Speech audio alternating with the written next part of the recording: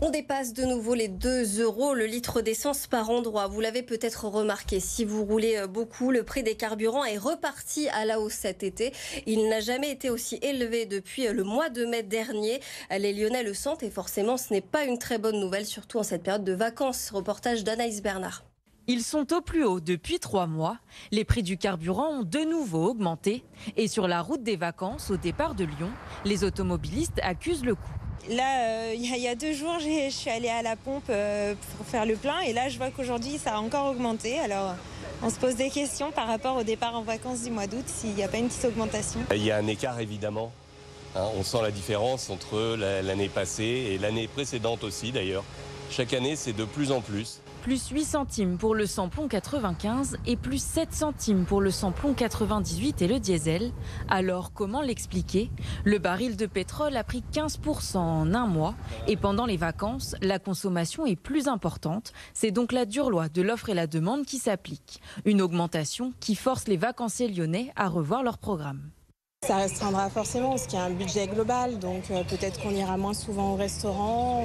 Généralement, ce serait plus ça parce que pour les activités avec les enfants, c'est plus difficile. Ils ont besoin de bouger, ils ont besoin de faire des choses. Mais oui, typiquement, ça peut être un restaurant en moins. Dépenses supplémentaires sur le carburant, ça va être un petit peu d'argent en moins ailleurs. On va essayer de faire attention à adopter une conduite éco, pour compenser un petit peu les différences de prix. Le budget, il est lié à des choix. Donc, comme j'ai décidé de partir en voiture, ça, c'est une priorité.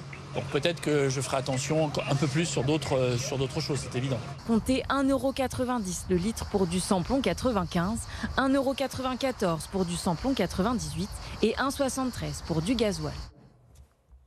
Et autre coup dur pour nos finances, le prix de l'électricité qui augmente en ce mardi 1er août, plus 10%.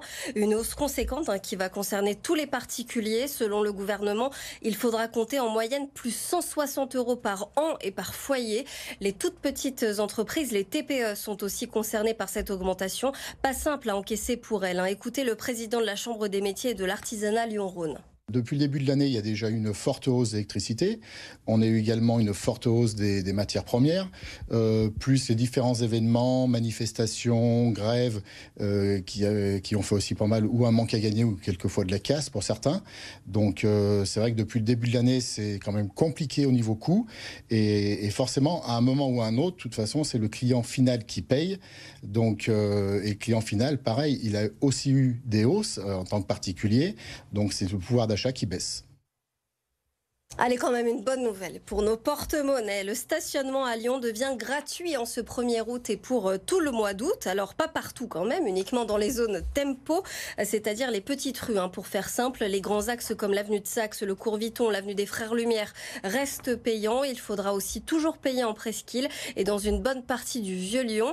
Et puis notez par ailleurs que sur Villeurbanne, le stationnement est gratuit partout jusqu'à la fin du mois. A-t-on encore battu des records de chaleur à Lyon ce mois de juillet? Là, depuis quelques jours, c'est vrai qu'il fait moins chaud, que le ciel se couvre un petit peu. Mais globalement, le soleil nous a encore bien réchauffé le mois dernier, un petit peu trop même. On va retrouver tout de suite notre journaliste météo Kevin Fleury. Ce qu'on remarque aussi, c'est que depuis le début de l'été, la France est coupée en deux.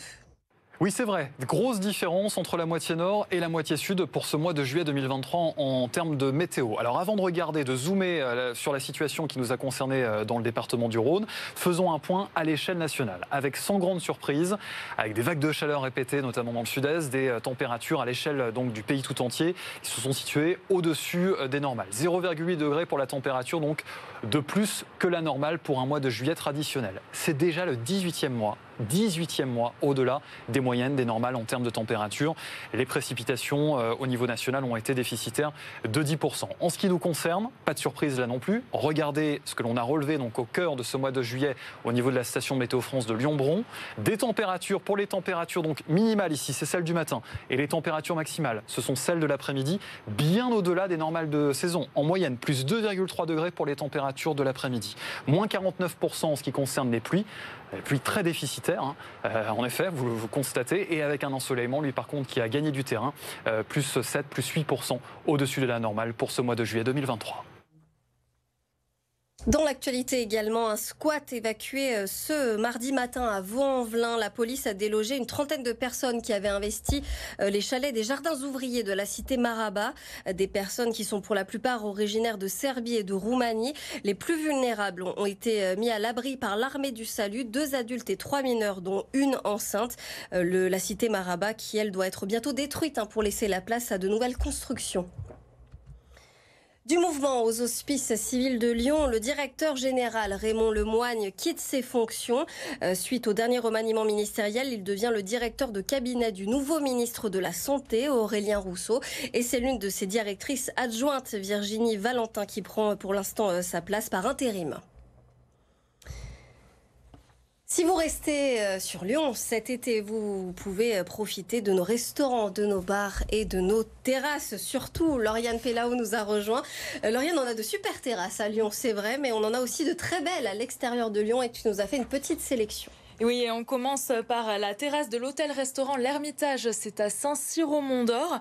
Vous le voyez sur ces images, la terrasse est dans les hauteurs. Ça offre une vue panoramique sur Lyon. Un cadre plutôt sympa donc pour déguster un plat de saison avec des produits frais. L'été, l'hôtel-restaurant ouvre aussi sa guinguette qui s'appelle le Tube. Elle, cette fois-ci, c'est plutôt pour boire un verre ou pour manger un petit encas.